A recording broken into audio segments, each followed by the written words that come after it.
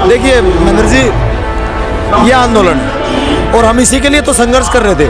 आज सब कुछ उठ गया है, अब नहीं तो कब करेंगे।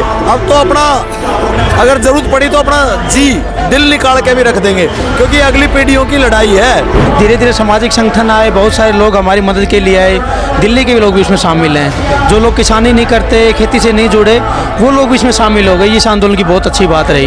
कल टिकरी बॉर्डर पे प्लॉट काट दिया, आपको पता है?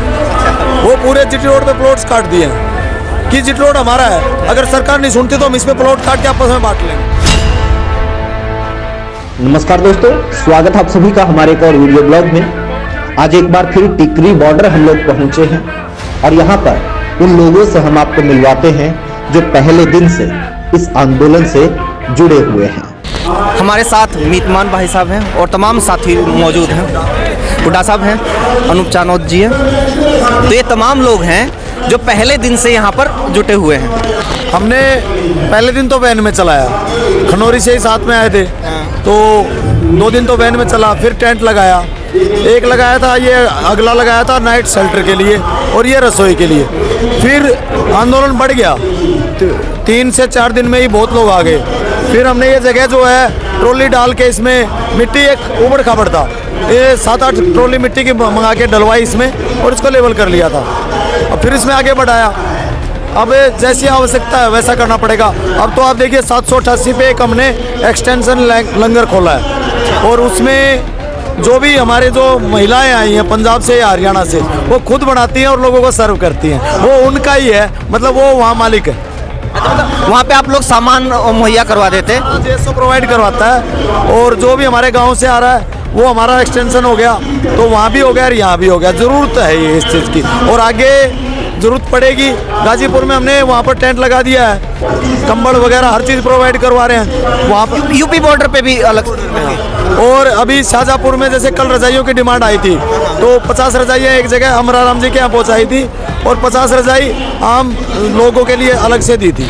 हमारे सामने सबसे बड़ी चुनौती ये थी कि लोगों के बीच में कम्युनिकेशन कैसे हो।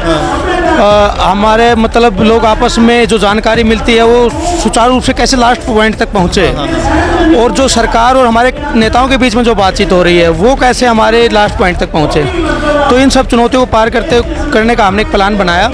हमने हर ट्रॉली से युवा साथियों को जोड़ने का काम किया। सोशल मीडिया के व्हाट्सएप ग्रुप बनाए। व्हाट्सएप ग्रुप बनाने का फ़ायदा ये हुआ, सबसे पहला तो जो भी हमारी यहाँ से जानकारी इन्फॉर्मेशन होती थी, सही इन्फॉर्मेशन लास्ट आदमी तक जा रही थी। उसके बाद हमने उसके साथ साथ जो उनके गाँव के लोग हैं, जो पंजाब और हरियाणा के और अन्य तमाम प्रदेशों से लोग आए हैं, वो जो गाँव में अभी तक बैठे हैं, साथ में उनको भी जोड़ा ताकि उनको भी यहाँ की एक्टिविटी पता चल सके, ताकि हमारे साथ कल को कोई अगर सरकार कोई करती है, कुछ भी है हमारे साथ ऐसा घटित होता है, तो हमारे साथ पास एक प्लान है।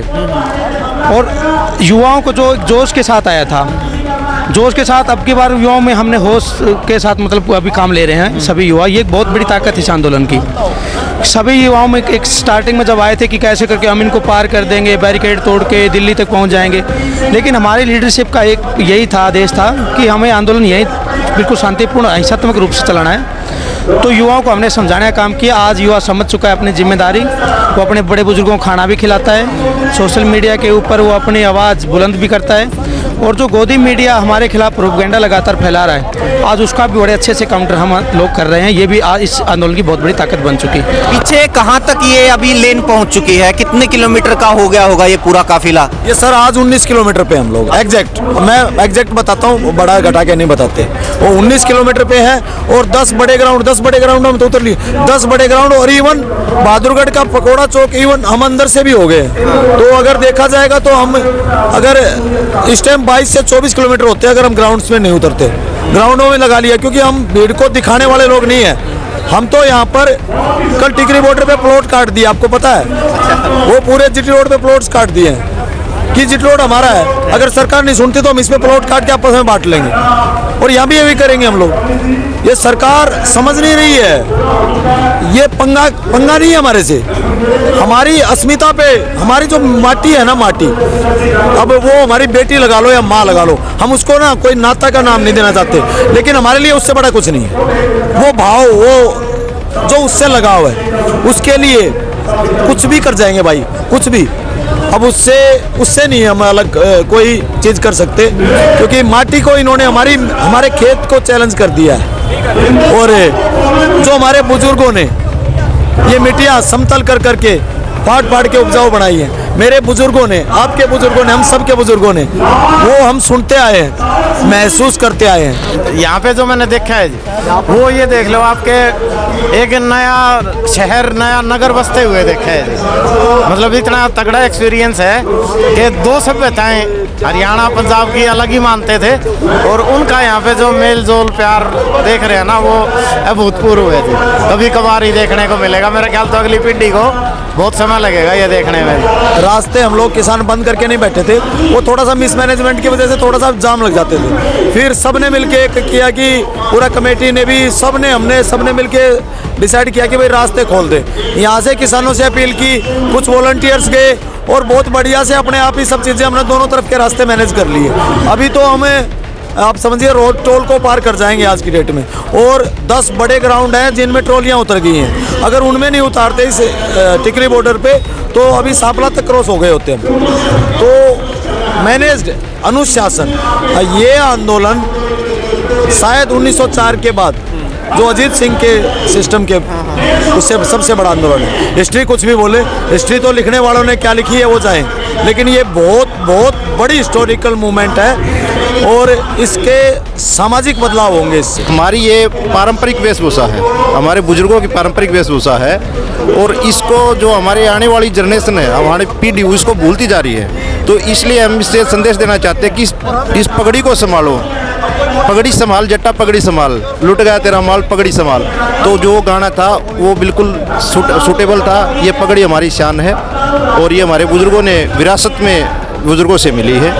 और यहाँ का माहौल देख करके मतलब एक प्रकार से इसको किसान महाकुंभ और किसान तीर्थ कह सकते हैं। ये खाना पीना किस टाइम हो पाता है और किस टाइम तो खुद करना होता है और किस टाइम दूसरों के लिए शुरुआत हो जाती है और किस टाइम तक खाना पीना चलता रहता है? देखो भाई, अपना तो ऐसा है ब्याह में बंदड़ा जो है ना वो भूखा रह रहा है, तो हमारे वाले तो थोड़ा आगे पीछे हो जाए। बाकी आम लोग जो है, हमारे जो किसान भाई हैं, वो उनके लिए सवेरे 5 बजे से शुरू होता है और रात को लास्ट 2:30 बजे।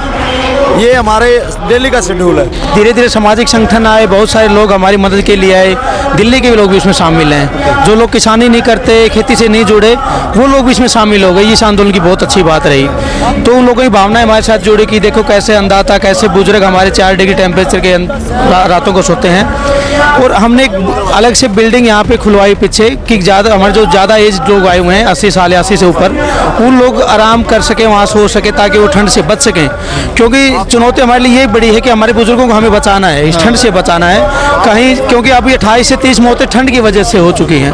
तो ये हमारे लिए बहुत बड़ी चुनौती थी। बहुत सारे साथी हमारे सुसाइड कर गए कि कई आंदोलन वो देख के उनको मतलब उनको जुल्म जो सरकार जो कर रही है हमारे ऊपर, तो हमने उनके लिए एक प्लान बनाया कि सबको ये समझाने का काम किया कि सुसाइड करना कोई हमारा वो नहीं है, सुसाइड करने से ये आंदोलन सफल नहीं होगा, हमें डटकर मुकाबला करना है सरकार से, चाहे हमारा कितना टाइम लग जाए।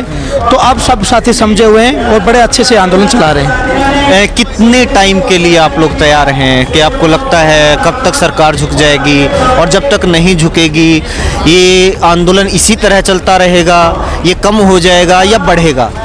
शुरुआत में जब लोग ट्रैक्टर ट्रॉली लेके घर से निकले थे, केवल एक संकल्प लेके चले थे कि काले कानून रद्द करवा के वापस घर आएंगे। तो 6 महीने का राशन पानी अपना लेके चले थे। पंजाब के लोगों की तादाद ज़्यादा थी। अब हरियाणा के लोगों ने इतनी मदद कर दी उन लोगों की कि उन्होंने जो उनके आटे के कट्टे होते हैं, जो उनकी ज़रूरी सामग्री होती है, जो लेके आए थे, वो उन्होंने आज तक ओपन भी नहीं की है। अच्छा, हाँ, अभी वो सुरक्षित है उनका 6 महीने का राशन। कितना भी लंबा चाहे आंदोलन चले, हमें किसी प्रकार की कोई जल्दबाजी नहीं है। आप चाहे बच्चे से, बड़े बुजुर्ग से, किसी भी आए हुए यहाँ किसान से पूछें, बात करेंगे तो एक ही जवाब मिलेगा कि हम वापस नहीं जाएंगे जब तक ये काले कानून रद्द नहीं होंगे। बहुत बहुत शुक्रिया, थैंक यू। दोस्तों, अगर आप लोगों को ये वीडियो अच्छा लगा, ये जानकारी अच्छी लगी, तो आप इसको शेयर कीजिए। आप हमारे YouTube चैनल आपका रिपोर्टर को ज़रूर सब्सक्राइब कर दीजिए। फेसबुक पर देख रहे हैं तो हमारे फेसबुक पेज को ज़रूर लाइक कर दीजिए।